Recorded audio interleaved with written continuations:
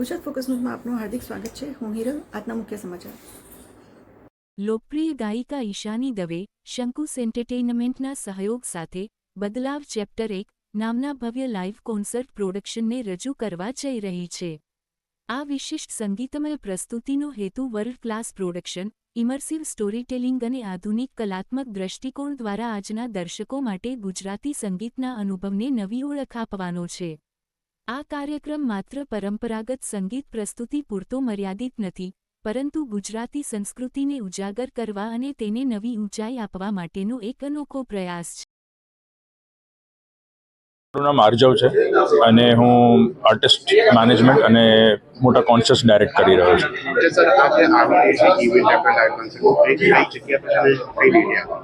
C 6 જૂન શનિવાર Ahmedabad Shankus farm એજી highway ત્યાં આગળ ઇવેન્ટ ઓર્ગેનાઇઝ થવા જઈ રહી છે.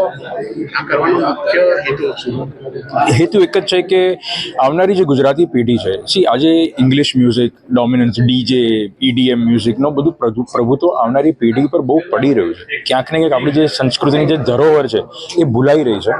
તો અમે એવું નક્કી કર્યું કે એવા ગુજરાતી સોંગ જે આપણો વારસો છે એને અલગ વેમાં, કે જેથી કરીને આજનું યુથ, આજની પેઢી એને કનેક્ટ કરી શકે અને આવનારા વર્ષોના વર્ષો સુધી ચાલી શકે, તો એના માટે એક ઇનિશિયેટિવ અમે લોકોએ કર્યું. That's a purpose.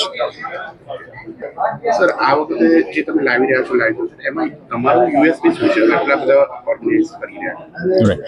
સો યુએસપીમાં એવું છે કે અમે ઇન્ટરનેશનલ સ્ટાન્ડર્ડને સૌથી પહેલાં ધ્યાનમાં રાખ્યું કે એક રિજનલ આર્ટિસ્ટને રિજનલ આર્ટિસ્ટ તરીકે ટ્રીટ કરવામાં ના આવે, એને ગ્લોબલ સ્કેલ ઉપર લઈ જાય. તો હું સરસ એક નાનું એક્ઝામ્પલ લઉં છું કે અમદાવાદમાં કોલ્ડપ્લે કરીને એક બેન્ડ આવ્યું હતું, જેમને શ્રી નરેન્દ્ર મોદી સ્ટેડિયમમાં પરફોર્મ કર્યું છે અને એ લોકોએ વર્લ્ડ રેકોર્ડ બનાવ્યો હતો. એ લોકોનું જે સાઉન્ડ હતું એ જ સાઉન્ડ આપણે યુઝ કરી રહ્યા છે. સ્પેશિયલ ઇફેક્ટ્સનું ભરમાર છે. એવી રીતે છે કે 360 ડિગ્રી કદાચ ફર્સ્ટ ટાઈમ કોઈ ગુજરાતી આર્ટિસ્ટ માટે થવા જઈ રહ્યું છે. Fire works, hydraulic entry, lights. એક હું નામ લઈને કહું છું કે આજે ચલો જવા દઈએ આપણે, એક ફિમેલ આર્ટિસ્ટ અહીંયા અમદાવાદમાં પરફોર્મ કરી છે, હિન્દી ફિલ્મ મ્યુઝિકથી પરફોર્મ કરી રહી છે. એની સ્ટેજની સાઇઝ 80 ફૂટ હતી. અહીંયા આગળ આપણે 125 ફૂટની ઉપર જઈ રહ્યા છે. ડાન્સર્સ છે, મ્યુઝિશિયન્સ, સ્ટ્રિંગ સેક્શન્સ, જાતનું, એટલે એટલું લાંબુ લિસ્ટ છે કે ગણાવતા થાકી જવાય એવું છે. અને એની સાથે મેં ઘણી બધી ટેક કેર કરી છે, પરમિશન્સથી લઈને લાઇસન્સિંગથી લઈને ગવર્મેન્ટના જેટલા પણ નોર્મ્સ છે બધા ફોલો કરીને, CCTV, સિક્યોરિટી, ફાયર, બધું જ વી હેવ ટેકન કેર.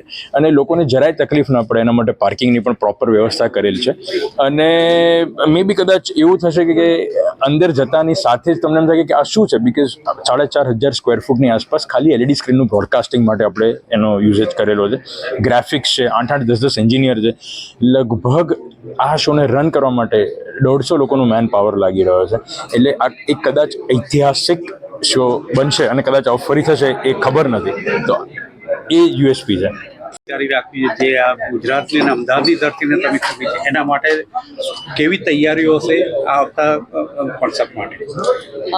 હું છું ઈશાની દવે અને અમે લોકો 6 જૂને અમદાવાદમાં શંકુસ ફાર્મમાં કોન્સર્ટ કરીએ છીએ, ગુજરાતી કોન્સર્ટ.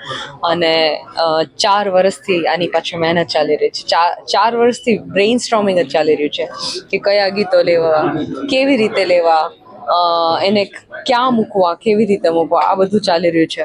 અને પ્લસ પ્રોડક્શન, લાઇટ્સ, સાઉન્ડ, આ બધી વસ્તુ પેરેલલી બધી જ વસ્તુ ચાલી રહી છે.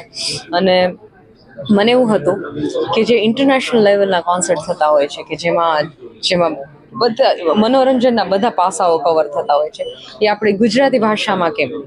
એટલે અમે લોકો સતત બ્રેઇન સ્ટ્રોમિંગ, સતત વિચારો ચાલતા હતા.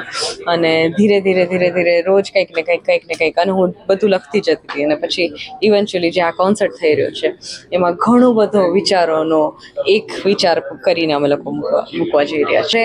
મ્યુઝિશિયન્સમાં જ રફલી આઈ થિંક 30 જેવા મ્યુઝિશિયન્સ છે. મુંબઈથી અમુક મ્યુઝિશિયન્સ આવે છે, ગુજરાતના અમુક પ્રદેશમાંથી મ્યુઝિશિયન્સ આવે છે, સિંગર્સ, બેકિંગ વોકલ્સ, એવરીથિંગ. એટલે ખાલી મ્યુઝિકની ટીમ જ 30 થી 35 જણા જેવી થાય છે, કારણ કે 30 થી 35 મ્યુઝિશિયન્સ છે, ટેકનિશિયન્સ અલગ છે અને ડાન્સર્સ અલગ છે, બહુ બધા છે. અમે ગણે પણ આઈ થિંક મને લાગે છે 100-150 ની ક્રૂ થતી હશે. કેટલો સમય આ કોન્સર્ટ ચાલવાનો છે? 3 કલાક જેવો, 2.5 થી 3 કલાક.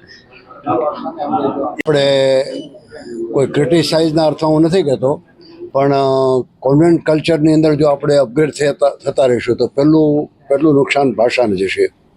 જે ભાષા આપણી મા પાસેથી આપણે શીખ્યા, જે ભાષામાં આપણે બોલીએ છીએ, જે ભાષામાં આપણે વિચારો કરીએ છીએ, જે ભાષામાં આપણને સપનાઓ આવે છે, તો મૂળ ઉદ્દેશ તો ગુજરાતી ભાષા છે. પછી મારો એજ આ લોકગાયક તરીકે ગુજરાતના લોકસંગીતને હું વધારે પ્રાધાન્ય આપું, કારણ કે મને એ ગાવા મળ્યું છે. તો આ કોન્સર્ટની અંદર જે નવી જનરેશન છે આપણી, એ નવી પેઢીને સુધી જો ગુજરાતી લોકસંગીતને, ગુજરાતના લોકસ્વરોને, ગુજરાતી કવિતાને, ગુજરાતી સાહિત્યને જો નવી જનરેશન સુધી કલાકારો નહીં પહોંચાડે તો મને લાગે છે કે એનો સૌથી વધારે ભોગ ગુજરાતી ભાષા લેવાય છે. જે ગીતથી હું જે આમ ફિલ્મમાં પછી લીધું લાખો ફલાણીમાં, એ મણિયારો ગાવ. ઓકે.